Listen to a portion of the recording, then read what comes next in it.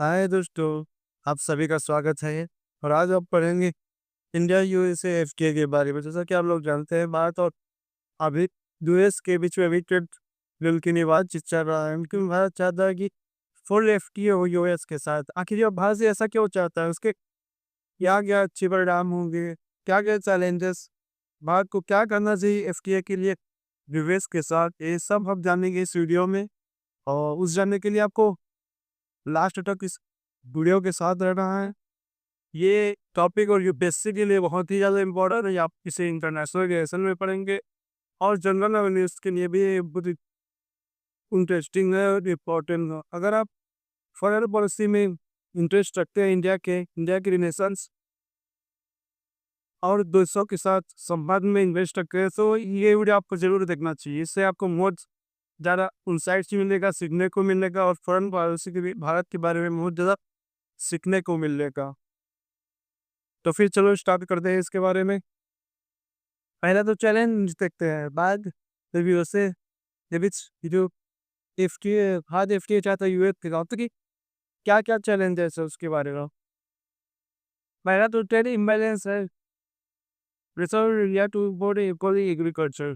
Trade imbalance है जिसके बाद भारत पर प्रेशर आता है, यो अपना इकोनॉमी को ओपन करे, जैसे एग्रीकल्चर, डेयरी है। और अभी-अभी यूएस ने इसके वजह से 25% टैरिफ भी लगा दिया है और यूएसए भारत से टैरिफ की भी करता है।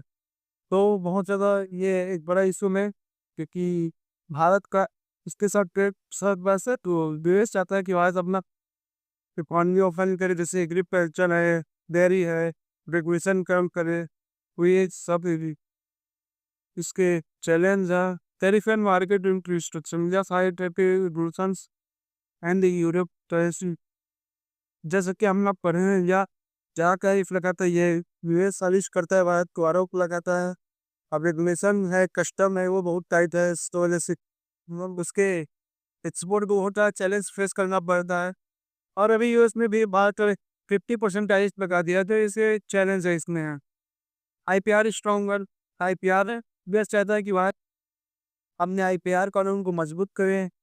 लेकिन भारत चाहता है कि क्योंकि अगर आईपीआर कानून को मजबूत करेगा तो जो मेडिसिन का कॉस्ट है वो महँगा हो जाता है, कि कंपनियों को पेटेंट नहीं मिलेगा उसको मैन्युफैक्चर करने का, तो इससे वो महँगा होगा। भारत के जो पेशेंट है, कंज्यूमर है, उनको नुकसान होगा।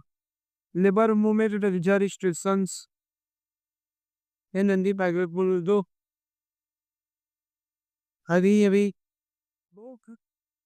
एंटी माइग्रेशन मूवमेंट है, वहाँ पर माइग्रेशनों को जिस तरह से हैंडल करके ये डिपोर्ट कर दिया गया है। और जैसा कि H1B वीज़ा का फीस बढ़ा दिया है, वो भी एक बहुत बड़ा मुद्दा है। और भारत एक्सपोर्ट करना चाहता है अपने स्किल है, जिससे उनको जॉब मिले और भारत को रेमिटेंस भी मिलता है, फॉरेन रिजर्व बढ़ता है।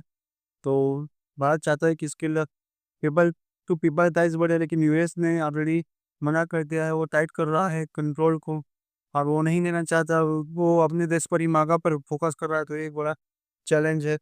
रेगुलेटरी स्टैंडर्ड है, जैसे सेफ्टी है, क्वालिटी, एनवायरमेंटल स्टैंडर्ड है, सेफ्टी, क्वालिटी, एनवायरमेंटल स्टैंडर्ड अगर ये भारत की कंपनी फॉलो करते हैं, तो इनका जो गुड्स है, जो सर्विसेज है, वो महंगा हो जाएगा। और वो महंगा हो जाएगा तो लोग उनका वो मुकाबला में एक बार कर पाएगी यूएस के साथ, और इससे भारत को एक्सपोर्ट में नुकसान हो सकता है। ये भी एक चैलेंज है।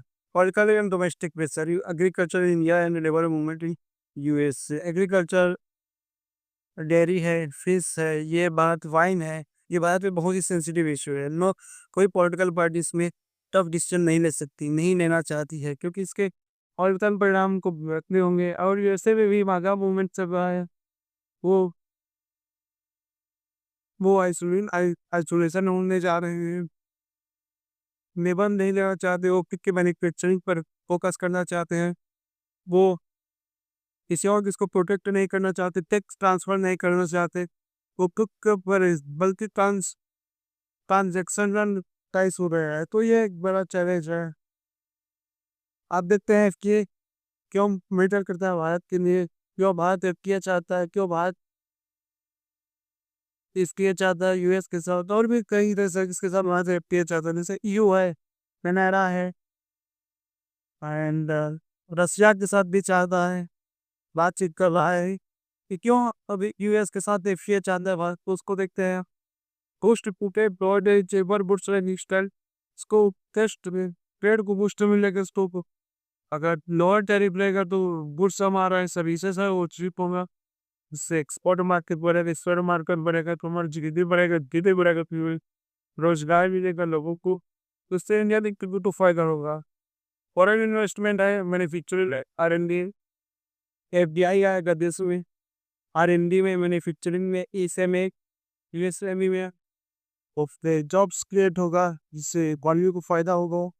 अपना पर कैपिटा इनकम बढ़ेगा, इनक्वलिटी घटेगा, इक्वलिटी बढ़ेगा, strongest strategy economic international strategy ties strong होगा अगर इकोनॉमिक इंटरडिपेंडेंस होगा थी, और स्ट्रेटजी टाइस भी मजबूत होगा, जिससे दोनों देश चाइना को काउंटर कर सकते हैं। चाइनीज जो डिजी मनी स्टैब्लिश करने का प्रयास कर रहा है एशिया में, इंडो पैसिफिक भी उसको काउंटर कर सकते हो, rule based order Indo Pacific में स्टैब्लिश कर सकते हैं। Innovation R and D, innovation on tech में फायदा हो, आर एन डी में जो लोग कोलाबरेट कर सकते हैं, पेटेंट भी कोलाबरेट कर सकते हैं, आईकेआर भी कर सकते हैं, export diversification for India beyond निर्यात के जो बाजार है वो भारत के लिए डाइवर्स होंगे, जैसे ईयू होंगे, यूएस से बियॉन्ड होंगे, साउथ एशिया से बियॉन्ड होंगे, और रीडिंग हार्ट पे देखिए कई देशों के साथ हैं, जैसे कि चाइना है, रशिया है, आसियान है। तो हमारा चाहता है कि ऐसा मार्केट जहाँ उस सरप्लस है वहाँ वो एफटीए सेंट्रल है, जैसे यूएस के साथ है, यूएस के साथ 45-45 बिलियन डॉलर के भारत को सरप्लस है, यू के साथ भी भारत को सरप्लस है, तो भारत चाहता है कि यहाँ 50 हो, जिसकी वजह से जो टैरिफ है वो कम हो, रेगुलेशन है, कस्टम्स है वो ईजियर हो, ताकि भारत एक्सपोर्ट कर सके और अपना ट्रेड इम्बैलेंस कम कर सकते, इन्वेस्टमेंट आए, एफडीआई है, कोलाब्रेशन हो, tech and R and D में टेक्नोलॉजिकल ट्रांसफर हो, पेटेंट में कोलाब्रेशन, तो ये सब जॉब क्रिएशन होगा अगर एफटीए उसके साथ साइन होता है तो, क्योंकि टैरिफ लोअर होगा जिससे गुड्स चीपर होगा और एक्सपोर्ट को भी बढ़ावा मिलेगा, एक्सपोर्ट को बढ़ावा मिलेगा तो मैन्युफैक्चरिंग है, मशीनिंग है, उसको ग्रोथ मिलेगा, ग्रोथ मिलेगा तो नए नए हजारों लाखों लोगों के एम्प्लॉयमेंट में रखेंगे, तो इस बात को फायदा होगा और इनकम भी बढ़ेगा लोगों को। आप देखते हैं वे फॉरवर्ड क्या करना चाहिए भारत को, ताकि भारत इस्टाब्लिश कर सके, स्टार्ट कर सके, फाइनलाइज कर सके एफटी यूएस के साथ जो कई सालों से चल रहा है। जब ट्रम्प पिछले रिजिम में भी थे, पिछले टेन्योर में भी थे, तब से भारत स्टार्ट किए हुए एफटीए ड्रॉप, लेकिन अभी तक कोई उतना फायदा नहीं मिला है, यहाँ तक कि बेसिक ट्रेड भी नहीं हो पा रही है। यूएस है वो जिद पर अड़ा हुआ है कि भारत एग्रीकल्चर सेक्टर को, डेयरी को और देश जो सेक्टर है जो सेंसिटिव है भारत के लिए, और चूंकि भारत में फार्मर्स बहुत छोटे छोटे हैं, वो यूएस के फार्मर्स का मुकाबला नहीं कर रहे जो हाईली मैकेनाइज्ड है, इसलिए भारत ओपन नहीं कर रहा है। वे फॉरवर्ड में देखते हैं फिर द अप्रोच सेक्टरल अप्रोच होना चाहिए, फेस्ड अप्रोच होना चाहिए, धीरे धीरे चालू करना चाहिए, जैसे म्यूचुअल बेनिफिट आई के सर्विस फार्मास्यूटिकल, जैसे जहाँ म्यूचुअल बेनिफिट है जो लोग को जहाँ फायदा है, जैसे आई की है, सर्विस है, फार्मा है, इसको पहले ओपन करना चाहिए, फिर जाना चाहिए चल कल्चर डेयरी और तो है बेसिकली फिर द सेक्टरल अप्रोच होना चाहिए। पहले जो नॉन सेंसिटिव है, जहाँ म्यूचुअल बेनिफिट है दोनों देशों को, उसे पहले बात के साथ द्वारा सुलझाना चाहिए, फिर सेंसिटिव जो सेक्टर है उसके तरफ जाना चाहिए। बोले बैलेंस कंसेशन हो चाहिए, भारत को कुछ सेक्टर को ओपन करना चाहिए और उस सेक्टर को प्रोटेक्ट करना चाहिए, सेम तरीके से यूएस भी कर सकता है, दो दोनों कोई अनसेंशन दे और कंसेशन ले, इससे जो एफटीए को बूस्ट मिल सकता है, बढ़ावा मिल सकता है। R and tech collaboration, joint innovation, patent, tech transfer like jet in this jet drones, joint R and D and tech collaboration करना चाहिए, जैसे जॉइंट इनोवेशन है, पेटेंट है, टेक ट्रांसफर है, टेक ट्रांसफर में आएगा जेक्स इंडियन जेक्स को, जो कि भारत चाहता है और भारत डिपेंडेंट है रशिया पर, और यूएस चाहता है कि रशिया पर डिपेंडेंट भारत कौन करे। यूएस भारत की हेल्प कर सकता है, इसमें जेट्स इंजन है, ड्रोन्स है, जेट्स है, न्यूक्लियर सबमरीन है। हाँ, तो इससे भी इससे स्टडी का इसको डिफेंस का इसको बढ़ावा दे जाता है, और दोनों दोनों देशों को ये म्यूचुअल बेनिफिट हो रहा। नेगोशिएशन इन डिप्लोमेसी, भारत की स्टडीज के अंदर जियो पॉलिटिकल लेवरेज को यूज करना चाहिए। जैसे चाइना, चाइना का ये नेबर है, यूएस चाहता है कि चाइना के इन्फ्लुएंस कम रहे, तो ये भारत को उसको उसका फायदा उठाना चाहिए। रसिया के साथ भी भारत 27 है, और रसिया से भारत बातचीत कर सकता है यूक्रेन युद्ध के बारे में। यूएस चाहता है कि यूक्रेन रसिया युद्ध रुक जाए, तो भारत उसके बारे में बातचीत कर सकता है। और भारत ये भी कर सकता है कि रसिया चाइना वो निरंकुश से ना जाए, वो बैलेंस रहे, न्यूट्रल रहे, ऑस्ट्रेलिया का और जो भी बना रहे, तो इसके लिए भारत हाथ इन सभी जो टूल्स है उसका यूज कर सकते हैं, ताकि ये स्पेसाइड कर सके। डोमेस्टिक रिफॉर्म है, जैसे इंफ्रास्ट्रक्चर है, रेगुलेशन है, इनको करना चाहिए भारत को। इंफ्रास्ट्रक्चर अभी भी हमारे देश में उतना नहीं है, जैसे एजुकेशन है, हेल्थ है, रोड्स है, रेलवे है, तो ये सब करके भारत फायदा कर सकता है। पीरियोडिक रिव्यू है, तो रिसॉल्व डिस्प्यूट पीरियोडिक रिव्यू करना चाहिए, ताकि भारत देख सके कि फायदा हो रहा है या नुकसान, और जो भी डिस्प्यूट्स हैं उनको रिजॉल्व कर सके। फिर आ जाता है ट्रेड डाटा, देख लेते हैं इसको कि क्या क्या ट्रेड डाटा है, भारत और यूएस के बीच में कितना ट्रेड है। $129 बिलियन का ट्रेड, $129 बिलियन का ट्रेड 2024 में था, जिसमें भारत को 45 बिलियन का $45 बिलियन का ट्रेड सरप्लस था। और अभी भारत ट्रेड सरप्लस में, इसलिए यूएस चाहता है कि भारत हमने इकोनॉमी को ओपन करें, एग्रीकल्चर को ओपन करें, क्योंकि यूएस के पास एग्रीकल्चर में स्कोप है, जिसमें वो भारत को एक्सपोर्ट कर सकता है, ट्रेड बैलेंस को करेक्ट कर सकता है, इसलिए वो चाहता है।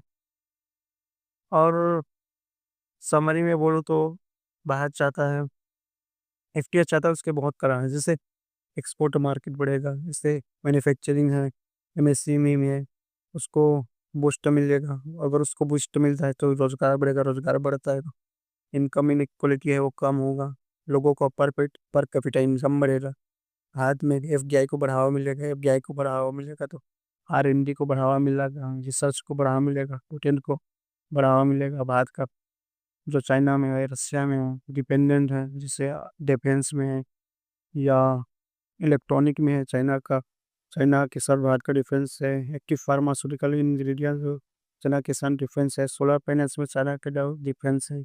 एनर्जी डिपेंडेंसी है भारत का रशिया के साथ, ये सब कम होगा, और इसकी स्ट्रेटेजिक टाइज भी को भी मजबूती मिलेगी, जैसे क्वाड है, I2U2 है, इंडो पैसिफिक है। एंड भारत और यूएस और भी जगहों में कोलैबोरेट कर सकते हैं, जैसे क्लाइमेट चेंज है, ग्लोबल जो बॉडीज है, यूएन है, यूएनसी है, वर्ल्ड ट्रेड ऑर्गेनाइजेशन है, आईएमएफ है, यहाँ कोलैबोरेट कर सकते हैं, साझेदारी कर सकते हैं। तो ट्रेड टाइस